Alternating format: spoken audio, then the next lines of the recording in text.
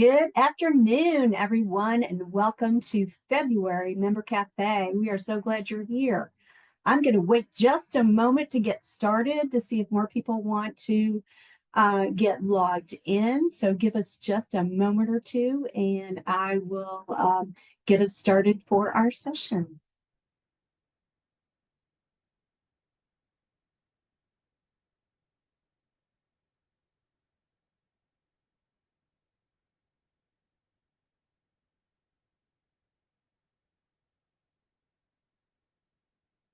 Right, so our numbers have stopped ticking up, so I'm gonna get ready to go here. My name is Ann Gluff, and I am part of the member engagement team here at Partners Health Management, and we are so glad that you have chosen to spend your time with us today. So I want to introduce to you just a few people that are with me right now. Y'all can just raise your hands when I throw your name out there. So I'm just going to go in the order on my screen. So my coworker Beth Brooks is here with us. She is our Zoom guru today, and she is going to make sure that everything runs nice and smooth for us. And then we have Lindsay Green. Lindsay Green is part of the member engagement team, and she is going to be chatting some great information into the chat field for you. So it'll make it super easy for you to just grab it, copy, and paste. And then we have Cindy Troba. Cindy is currently the member engagement manager over member engagement specialists, all of us that go out in the community and provide just great education for you all. And of course, our guest speaker, Dr. Salary. I'm going to tell you a little bit more about her when it's time for her to speak. All right, so Beth is going to grab some slides and get those going. Beth, are you going to throw that first slide up? Or are we just going to wait for Dr. Salary to share hers when she's ready? I think we'll just let her just go ahead and share. Way to go. Okay, so what I want to do first is just share some information with you, kind of some housekeeping. So we're offering today's session in closed captioning. And if you don't need that, you can turn that off. It's at the bottom of your screen. You'll see a little CC. It's kind of on my screen, it's towards the right at the bottom, show captions. So you can click on that and turn that off if you don't need it. I want to let you know that this meeting is being recorded. So just wanted you to be aware of that. So later on in the first session, if you select to open your mic and share a question, I just want you to be cognizant of that so that, keep that personal information to yourself. But however, if you have an issue that you would like to talk about with partners, you can talk with any of us here in member engagement, and we are happy to answer your questions or get you to the right subject matter expert here at Partners Health Management. So the recording of this session will be available later. Usually takes about 10 days or so to get it posted on our website. And we will also be sharing our slides with you. To all those that attended, you'll get a follow-up email. All right, let's talk a little bit about the Zoom features. So in Zoom, we have chat and we have the Q&A. All right, so the Q&A has a nice question mark right over top of it. So the chat, you're going to get information chatted out to you. Our lovely guest speaker might be asking you a question or two to share information in the chat. And that's, you're going to want to put it in the chat where that bubble is with the 3 dots. However, I want to really encourage you to, as you think of questions as our guest speaker is talking, feel free to go ahead and put those in the Q&A where the question mark is. And when Dr. Salary is finished with her presentation, we will moderate those questions for you and open up the floor to questions. And after that, we'll share a little bit of information about partners. So without further ado, what I'd like to do is go ahead and introduce Dr. Salary while she pulls up her slides. All right, so Dr. Tanja Salary has over 20 years of nursing experience and over 6 years in health services management in the Department of Juvenile Justice, and now she is in the Faith Community Health Management. She continues her objective to implement a strategic approach to achieve health equity through the elimination of disparities in social and economic determinants of health while promoting systems level change. So Dr. Salary, I'm going to let you take it away.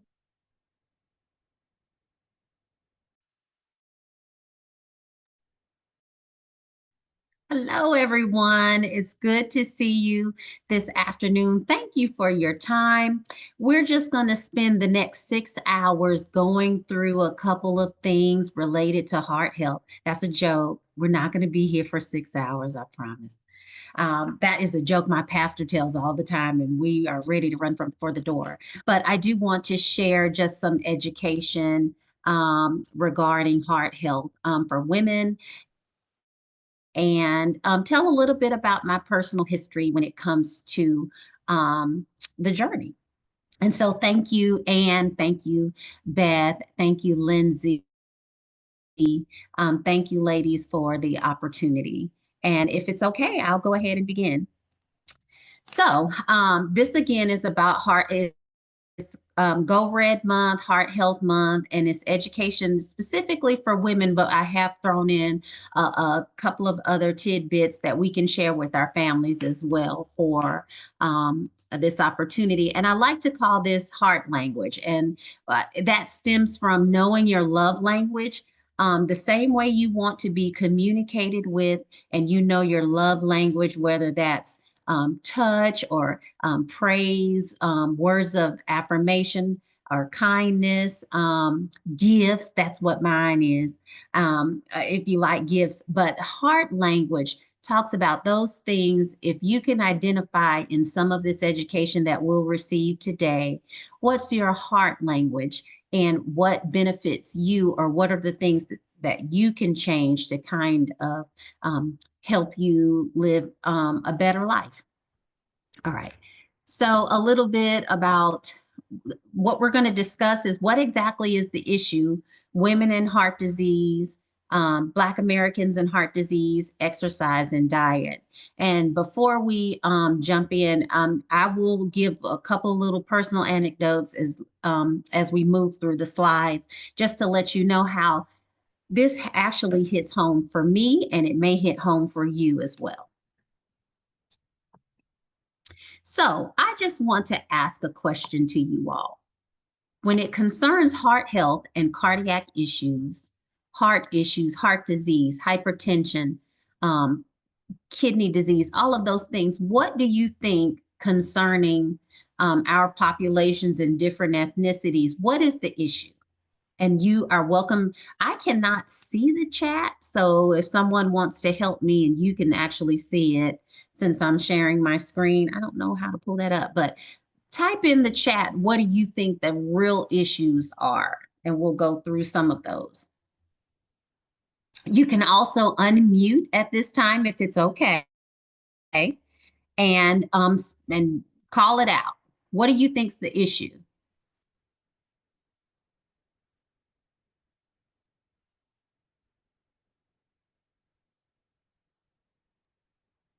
Anything in the chat? Oh, Lack of resources and education. yes. I think that it's difficult to understand the results that the doctors are providing to you at times. Yes. Those are all excellent answers. Thank you for that. So those are some of the issues. More, if you want me to share. Yeah, heart health, lifestyle choices and changes, lack of screening. As it relates to diet, it's the increase in costs for healthier foods and food choices. Yes, those are all great answers. Some of the things that are mentioned, particularly in this presentation, it's how heart disease can cause more deaths in Americans of both sexes amongst racial and ethnic groups. It says every 38 seconds, someone dies of heart disease. We talk about how it's more apparent in people of color versus Caucasian men and women. And whether or not you are insured, you come from a certain social class, minorities, people of color often receive less quality care than our counterparts. And I think that's important, and some have mentioned that. So SCA talks about stroke, cancer, and AIDS. And this is just another slide to show you metrics on where we stand in the US. And I'm going to try not to read these verbatim for you because, but I do want to just show 163 people die each year, of stroke, lung cancer, and breast cancer combined over, almost 200,000 people. And then you have AIDS. But still, cardiac illness is the #1 killer. So here are some of the issues. Let's talk about patient-related issues. Some of us don't like to go to the doctor. Some of us prefer a certain provider over others.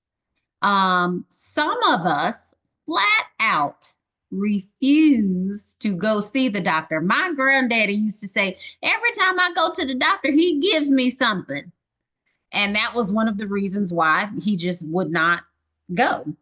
I think these are important to review to figure out how can you make personal changes to increase the opportunity to be seen and to receive care. A couple of personal stories. My father passed away of a massive heart attack at age 49 in 2009. And my father was optimal health. He worked out every single day. He was thin, but I do remember that he salted his food so much you could see the salt on it.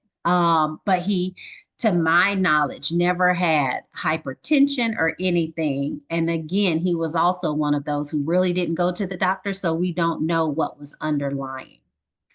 And then fast forward to 2022, my younger brother, I only have 2 siblings, my youngest sibling passed away of a massive heart attack, much like my father at age 37. That was really a shocker because for 2 weeks he thought he had pulled a muscle. And we'll learn about where are those symptoms, what are the symptoms and differences between men and women, but he really thought he had pulled a muscle. He had a 60-pound weight loss, but he also, unbeknownst to us, had uncontrolled hypertension and possibly diabetes. And so, but I like to say he died of a broken heart because 2 years before that, my mother passed away unexpectedly in a house fire. And he really could not get over the thought of not seeing her. So that played into how well he actually took care of himself as well. So when you say patient-related reasons for disparities, these are some of those care-seeking behaviors and attitudes. That was one of them. Thank you for that. But I share that because all of that mental health, care for yourself, and the different things that you may be going through plays a part in how you seek care. And so we want to see and recognize how can we personally change those reasons for the disparities in the care that we receive as people of color or in that African American community. Some healthcare system related issues. Geographic availability. If you're in a rural area, you have a harder time trying to access care. Changes in financing. We are going in our country a period of job loss and those community health programs that may have benefited the community in the past that may be changed in the future. So lack of interpretation and translation services, that is still an issue amongst some of the reasons why we experience these disparities. And then, of course, provider related. Your provider could have some bias. Someone mentioned clinical uncertainty. Doctors may not know what category or how to treat based off of the symptoms that we're experiencing, or there's a knowledge deficit of that. And of course, stereotypes. So why do we need to focus on these? It's it's how we address this number one killer of American women.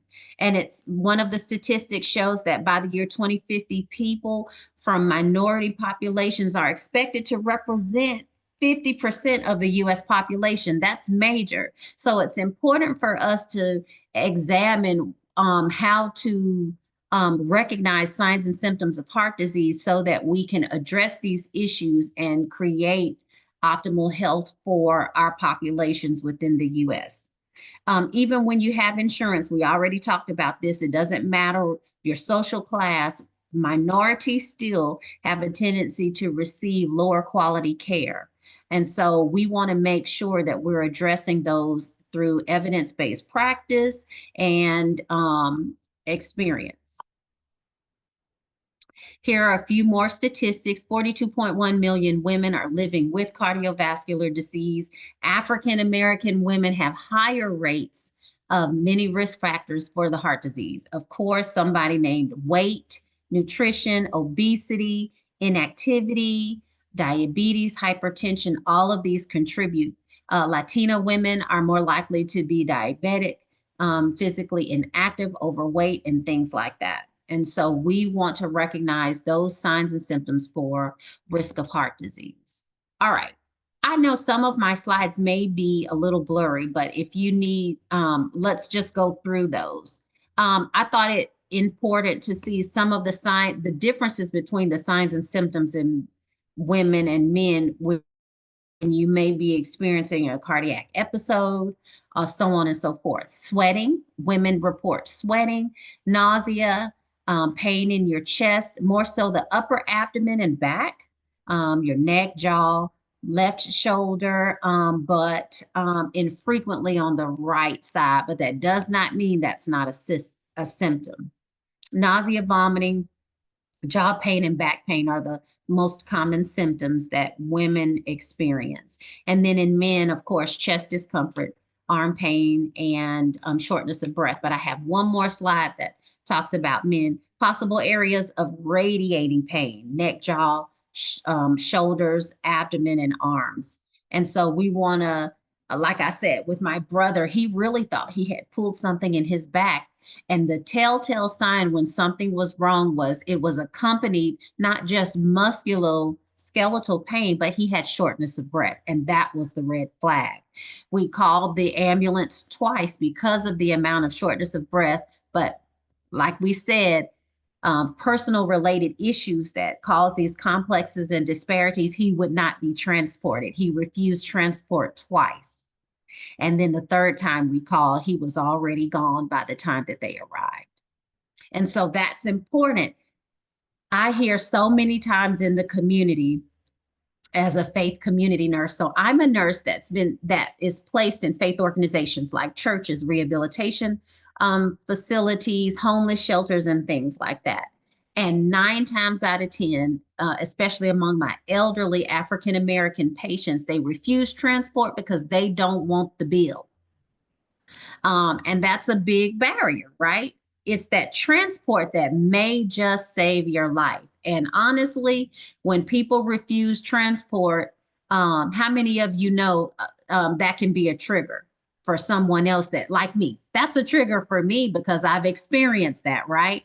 So now you're raising my blood pressure because I'm trying to take care of you and you won't receive the care. But we have to meet people where we are and get this knowledge out to let them know, hey, this transport, this one trip to the hospital could save your life. And then there is support there to help you with the cost of it. But first, let's see if we can make sure you're okay. All right. So Black Americans and heart failure we're more likely to have heart failure and suffer from it because of those disparities. A lot of times, like I said, my brother was 37. That is not when he developed symptoms. He probably had high blood pressure well into his late 20s that went undiagnosed because of the amount of time he did not go see the doctor or have annual exams. And so you can develop those symptoms at an early age, and we may shrug it off that it's just back pain. Oh, I'm just tired. Oh, I've just done more than the average that I normally do. but this also causes early death. It can cause you to have issues earlier in your age, more hospital visits, and of course, death. And so we're more likely to have those issues or diseases, illnesses that cause heart failure. And one of the things we talk about the most, especially with Atrium Health, is hypertension. And knowing your numbers, know what's normal for you, and keeping, and most people have a digital blood pressure cuff at home. There are 3 things that I try to make sure that the community has access to. And I tell people who have the means, and even if you don't, I try to find it for you. That's a blood pressure cuff, a pulse oximeter, and sometimes a stethoscope. You want to know what those sounds are. I know everybody's not a medical person, but you can still teach people what's normal and what's not normal, and knowing your numbers.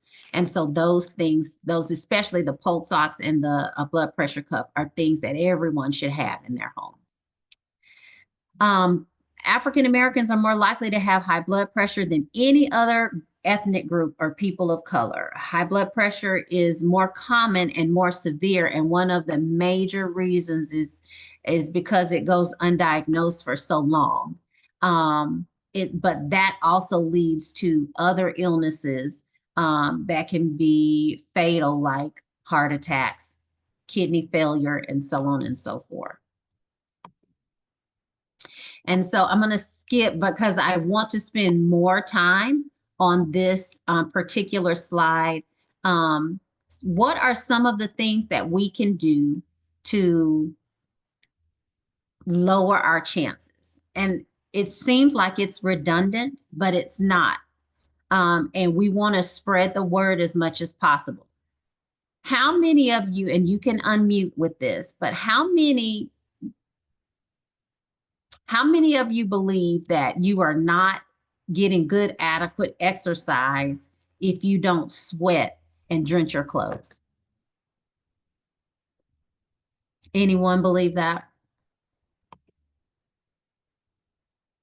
I come from, a lot of people think you almost have to be near exhaustion when you exercise. And it's really about getting your heart rate up for an extended period of time. That's the most important thing.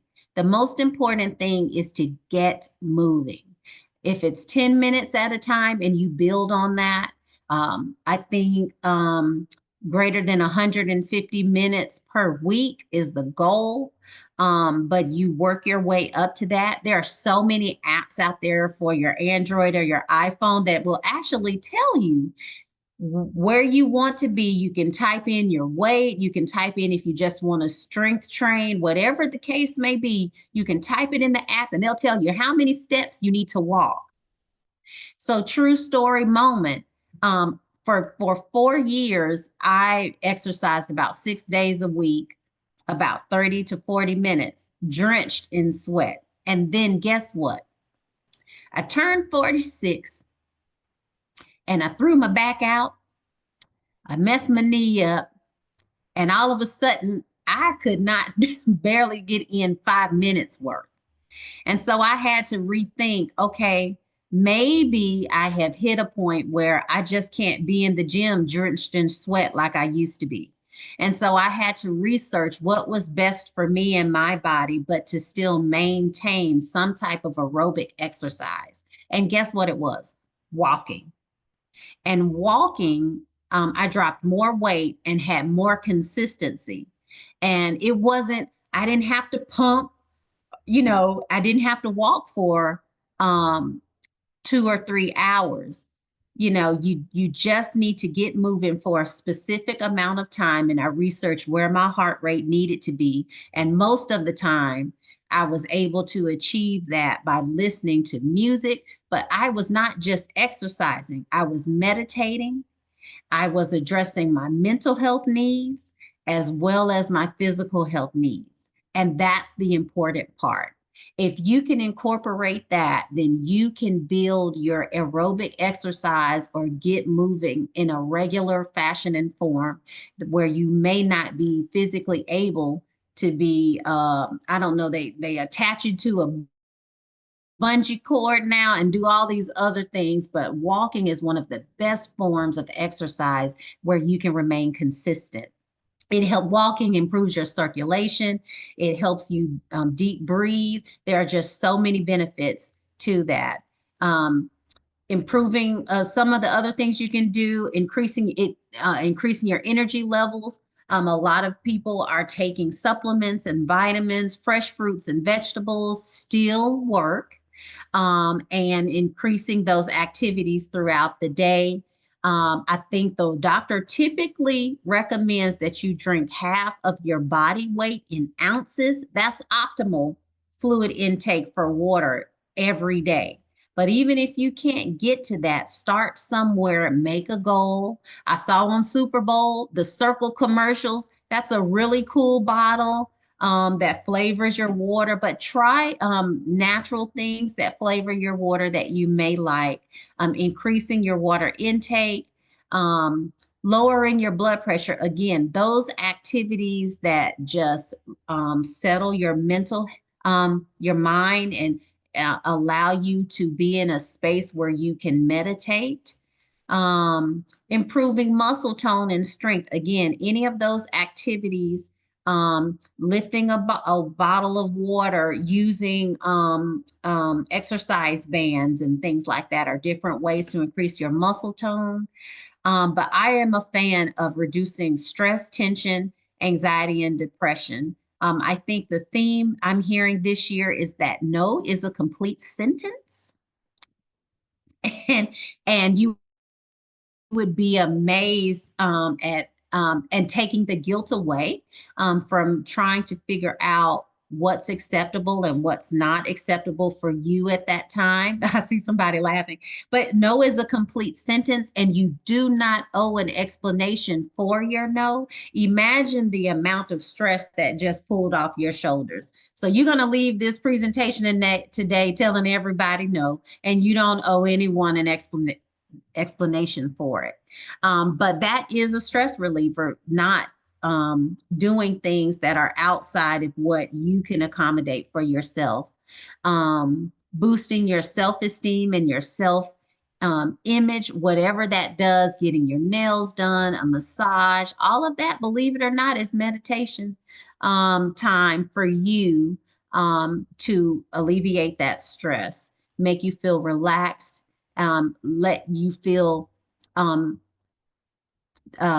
look fit and feel healthy. And one of those things, I think one of the major things is practicing grace for yourself. I've added that to increase a healthy heart. A lot of times in our position and our roles, we care so much about the needs of others that we neglect our own. But even if we're not where we want to be, recognizing that we're not where we used to be, and then giving us grace to move forward to the goals that we've set. That is another heart healthy opportunity for us to implement. Dr. Salary, we have somebody who has raised their hand. So I want to give them the opportunity to unmute. So give me just 1 second. Sure.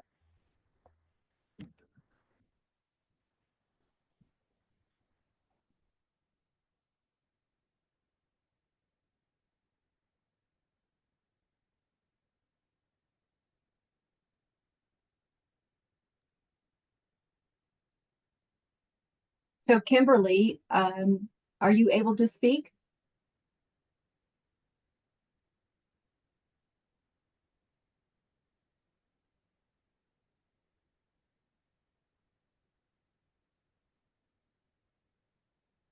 So she took her hand down. Okay. So sorry. All right. Well, Kimberly, Trying to respond to something earlier and didn't realize I still had it up. I apologize. Oh, okay. All right. Well, do you want to share for what you were going to respond to earlier?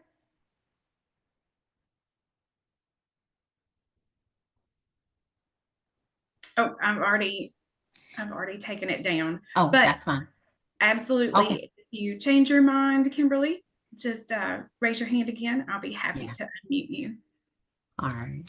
All right. Well, again, I believe we're almost at the end, but everybody knows fresh fruits, vegetables, whole grains. We talk about the different diets that are out there. The Mediterranean diet focuses on fruits, vegetables, and whole grains. Vegetarian, of course, or fruits and veggies. And then the DASH diet is basically to decrease hypertension by lowering and eliminating a lot of your sodium intake. So many things have sodium in them. I'm a firm believer that if you cook from home, majority of the time, you can add the herbs and spices, but you know what you're adding, and that is probably 10 times less than what you're going to get when you eat out. And so, yeah, I don't think it can be said enough about changing your diet, replacing sugary drinks with water or flavored water and things like that. But the main thing is just to take care of the holistic person, the mind, body, and spirit. And that's what we believe in the faith community, as faith community nurses, is addressing your physical health needs, knowing where your access is, knowing those resources. There are different entities within communities, from your church to partners and other organizations like that that can help us as we do these major lifestyle changes. Cut back on processed meats, saturated fats, avoid trans fats, and drinking water. And there's just different resources out there. So I just thank you for your opportunity. I know this was quick and short, but if I can just leave you with one thing, that would basically be to just do those things that take care of yourself so that you can take care of others. But it is okay to make yourself a priority and do those research opportunities that benefit you and your lifestyle, because heart health is not one size fits all. But we do know, now that you know where you fit as a person of color, and how healthcare and heart disease, and how those disparities may affect our communities, what can we do in our different communities and organizations to make those changes and get the awareness out? I thank you for your time. I did have a link that I wanted to share that I'm going to post in the chat, and you do not have to share your answers. But this is a link and a test. You can click on that link, and what it does is it gauges the age of your heart as you answer certain questions. And that's just a starting point so that you can implement any of those lifestyle changes that we mentioned here today. Wow, that was wonderful information. Any comments or questions? Yeah, so one of the things that stuck out to me was know your own numbers when it comes to your blood pressure, that hypertension. So I think that's really super important to know. You know, you hear different numbers thrown around if you're a television person and all of that, but you really need to know what's normal for you. And from my perspective, what's normal for me, my blood pressure is actually low, sometimes too low.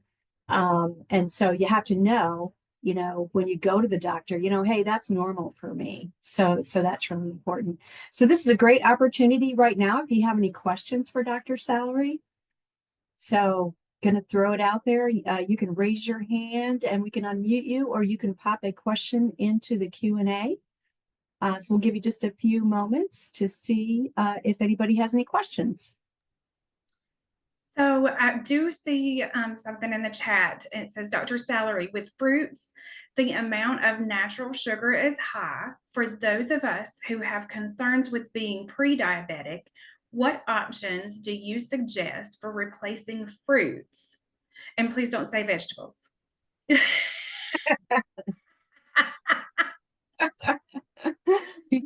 So again, and I have so there are certain things and certain fruits. Unless your doctor has recommended that you don't eat fruit, I don't see much of an issue, especially if you're in the pre-diabetic stage. Now, when you talk about fruit juices and things like that, that's a little different because there are preservatives and additives in those things. But what I'm seeing now are a mixture of fruits to make different natural juices and smoothies. Right down in downtown Concord, there is a new Black-owned, what do you call it, natural food store, and she sells smoothies and things like that. But what she has done is she's taken a mixture of different fruits to create juices. For example, she'll combine grapes and apples and pineapples with beet juice. And it's that combo and that mixture that technically does not raise your glycemic index when you're pre-diabetic, because the whole point is to drop your A1C back to a normal value, right? And so, of course, you can also drink 0-calorie flavored water, which is something that I do. And I'll be transparent. Let's see. This is year number 5 for me. In 2020, I had bariatric surgery and I weighed about 250 pounds. And throughout the course of the last 5 years, I've been able to drop weight and maintain. And one of the things that I was taught in my bariatric courses was to eliminate sweet teas. Now, I'm a Southern girl from Alabama, so eliminate is a strong word for me when it comes to sweet tea. But sodas and things like that. And so I drink a lot of flavored water, naturally flavored with fruits, and I drink 0-calorie flavor because I'm not a fan of water. Does that make sense? I'm not a fan of water at all, especially when you've come from a life of drinking sodas and tea and things like that. So I wasn't able to stop tea, but I do it in moderation, and I use Splenda is my friend, or Truvia or something like that. So that's what I've switched to. But if you combine different fruits, this is what I tell people too. Go to the grocery store and pick a fruit you never ate before. Try that star fruit, dragon fruit, and all these other different fruits. I'm looking for a Scotch bonnet pepper that's in a lot of Jamaican recipes and things like that. And so those are, I'm just trying to try different things that I've never eaten before because, raised in the South, I think I've had every part of the pig that's possible. And some pig get a bad rap, but it ain't never done me wrong. I'm a friend to the pig, coming from Montgomery, Alabama. But with that being said, I do things in moderation. And I think that's the key as well. So try to replace that fruit with water or flavored water with fruit, and then that may still lower your glycemic index. Long story, but I hope you got the point.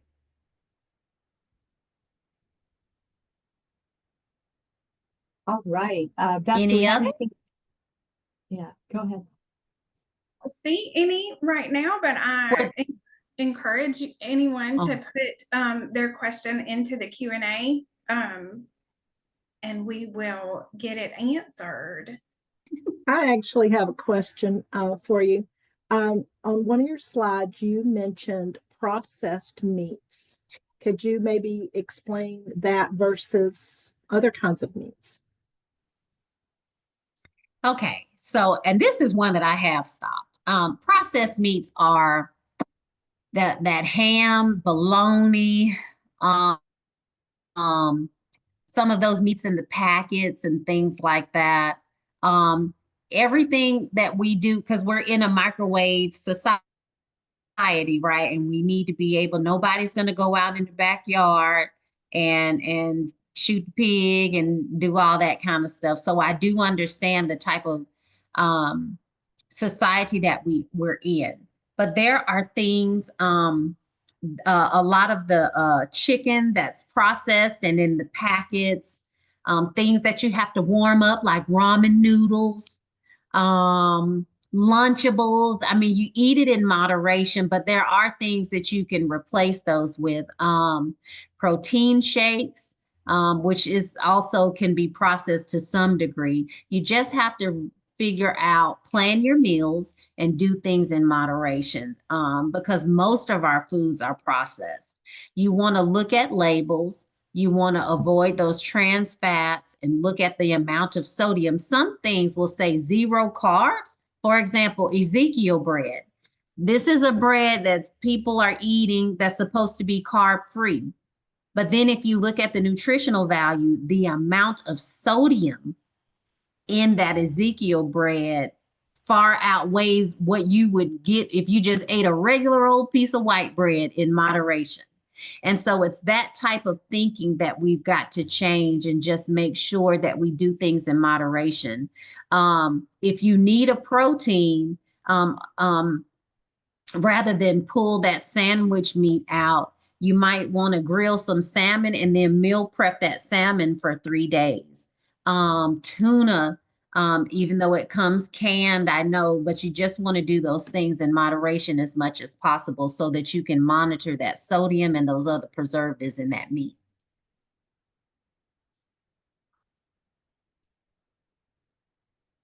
We've got a couple of comments. Thanks for your transparency. Love being in the South. I'm from Louisiana, and we love all things pig. Oh, yes. And then another comment was turkey, chicken fingers, buffalo chicken strips, etc. Anything in a bag. And I think that was in comment to processed meats. Yes. Listen, I have a recipe for the same McDonald's chicken nuggets out of ground turkey meat. If you are resourceful, you can go online and figure out how to make these things directly from your kitchen with less sodium and more natural meats. But the more that meat looks like it's going to moo or oink or say something out of that packet, that's better for you. The more it starts looking cooked and pre-prepared, that's the other extreme that you want to try to avoid. So that's another way to kind of indicate which one is better when it concerns processed meat. Is the one that may look a little like it's about to move at you, a little bloody in a packet that you got to cook versus something that's in a bag like the person said. So thank you for that. Okay, Louisiana. Ooh, yes. Also, would you be interested in sharing that recipe that we could send out as an example of the types of recipes that you were talking about in our follow-up email? Sure. We could do that. Fantastic. Oh, Sorry yeah. to put you on the spot. Yeah, great idea. And thank you so much, Dr. Salary, for joining us and sharing all of your great information. Thank you. So I just have another message in the chat that says, I'm a Georgia peach myself. So lots of Southerners here today. Yes. And I know you need to sign off to get to another event meeting. It's just about 1:45. So perfect timing on your part. So again, thank you so much for joining us. And for the rest of you all, if you would stay with us for just a few minutes. We don't have a whole lot of information, but we do have some information for partners to share with you. Just take another 5-10 minutes or so. So thank you, Dr. Salary. And I am going to pass it over to Cindy. Beth's going to pull up a few slides to share some information, and then we'll close out. Thank you so much, Dr. Salary. And what was great for me to hear is that it's medically supported, that I can say no to people. So I love that. So I'm going to really say no more to people now that I know that. Also, I wanted to share with you all, in honor of Black History Month, the Department of Health and Human Services put their newsletter out today that had this toolkit in it. And so I'm going to put this over here in the chat as well for you all, the link to this toolkit. And it's got a lot of great information. That the Department of Health and Human Services joined with the North Carolina African American Heritage Commission, and the commission put this toolkit out. And it includes a calendar of events, program updates, etc. A lot of great information. So click on that link to the toolkit and get that great information for yourselves. So I just put that in the chat for everybody, and we'll send that out after the meeting as well. And switching gears just a little bit, one of our partners' announcements is that we have a Consumer and Family Advisory Committee.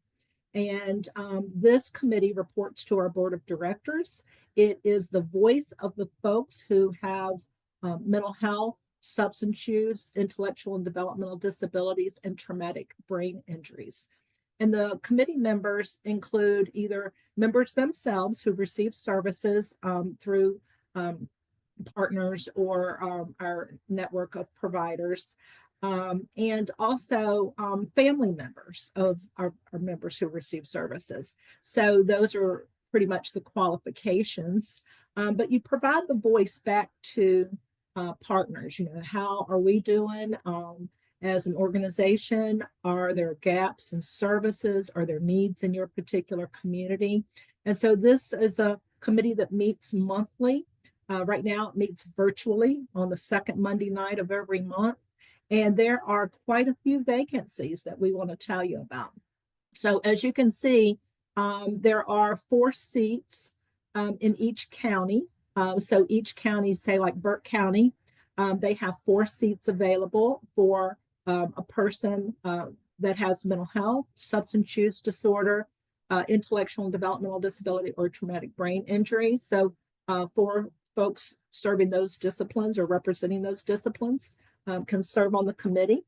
And so where you can see the check marks are the vacancies that we have. So we're really trying to promote and increase our membership to this particular committee. So take a look at your county if you yourself are interested in serving on the advisory committee, or if you know of somebody who would be a great representative, get them in touch with us here. There is a email at the bottom of this slide, cfac@partnersbhm.org. And as you can see in that last column, the traumatic brain injury seats are open in 13 of our 15 counties. And CFAC is doing a huge campaign to recruit right now for traumatic brain injury representatives on the committee. But all those other check marks are where we have vacancies as well. In addition to my role at Partners as member engagement manager, I'm also the liaison to this committee. So please feel free to reach out to me, and I'll put my contact information in the chat as well. Thank you. I'll turn it back over to Amy. Thank you, Cindy. And I just want to reiterate that being on the CFAC is it's kind of a two-way street. You are able to share input and all that, but you're always also aware of information, aware of what's going on in the MCO world across the state, and with partners in particular. So just a great way to be involved. But let me share just a few more things with you before we wrap up for today. One of the things that we always do share with you is we want to make sure that you're connected to partners. And so if you want to hear more information, you want to get emails from us about what is going on in different areas connected to partners, you can subscribe. It says stay connected right there on the screen. If you go to the website, you can access this a couple of different ways. If you go to the website and just search on the word subscribe, you're going to get right to this location. You can also use the link that's right there on the screen that I am betting Lindsay already put in the chat for you. Let me see. Nope, it's coming soon. There's a link for that. And then also that QR code. If you want to grab that with your phone quickly while I'm talking, you can grab that QR code. It's going to take you right to Stay Connected. It's going to ask you to put your name, your email address, and several different options on what information you want to receive, provider information, members, etc. You can check them all if you would like to receive all of the information. So yeah, stay connected, stay in the know. So another thing I wanted to share with you is how important your feedback is to us. So here there's a QR code for a very quick survey that you can take about this event today. There's also a link. So either way, you can get to the survey. The survey is very short. And it gives you the opportunity to share with us if this information was important to you, if you learned something new. It also gives you the opportunity to share with us what topics you would like to hear about. So we would love to hear from you so that we can bring you the information that you're looking for. So again, QR code on the screen, or grab that link out of the chat for the survey, and we appreciate you taking the time to do that.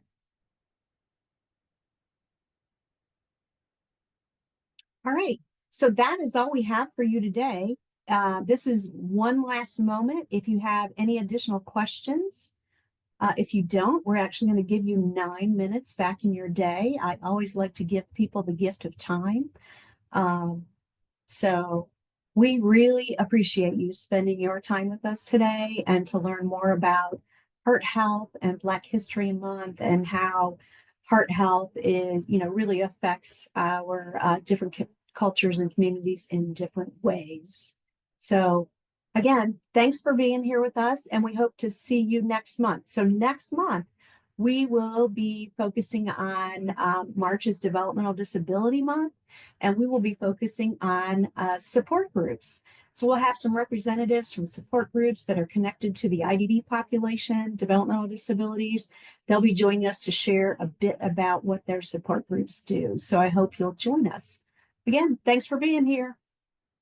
See you next month. Bye.